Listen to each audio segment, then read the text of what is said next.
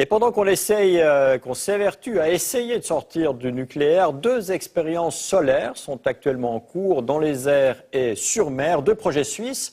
L'un dont on parle beaucoup, l'autre moins. C'est pas le même budget non plus.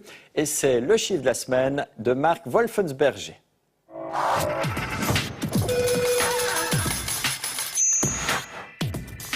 120 millions de francs suisses, c'est le budget initial pour financer le rêve de Bertrand Piccard, son avion Solar Impulse. Au final, la facture pourrait grimper à plusieurs centaines de millions de francs si on inclut tous les prototypes et les prestations en nature comme celle de l'EPFL. Parmi les sponsors, des marques prestigieuses, Nick Hayek avec Omega, la Deutsche Bank et même les ascenseurs Schindler. Pour les moins fortunés, il y a aussi la possibilité de parrainer pour 200 francs un des 12 000 capteurs solaires. En face, il y a Planète Solar, un projet beaucoup moins médiatisé qui vient pourtant de boucler la moitié de son tour du monde. La traversée de ce trimaran futuriste est gérée ici à Yverdon.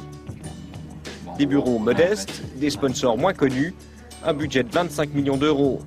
Il ne joue pas dans la même ligue que Solar Impulse.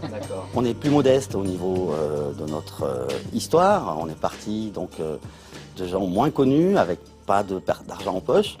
Mais on a beaucoup de fierté et beaucoup de plaisir d'avoir rassemblé le consortium. Leur principal bailleur de fonds est en l'occurrence un investisseur allemand qui a mis ses conditions. Il souhaite récupérer le navire pour son usage privé. Pour nous, c'est très intéressant quand même de ne pas avoir un bateau qui finisse au musée. On peut annoncer aujourd'hui que le bateau, après le tour du monde, aura une deuxième vie avec tout ce qui est un yacht classique qu'on peut imaginer. Résultat, un navire moins rapide que son prototype, mais avec de beaux volumes. 250 mètres carrés habitables, capable d'accueillir toute une troupe de danseuses polynésiennes.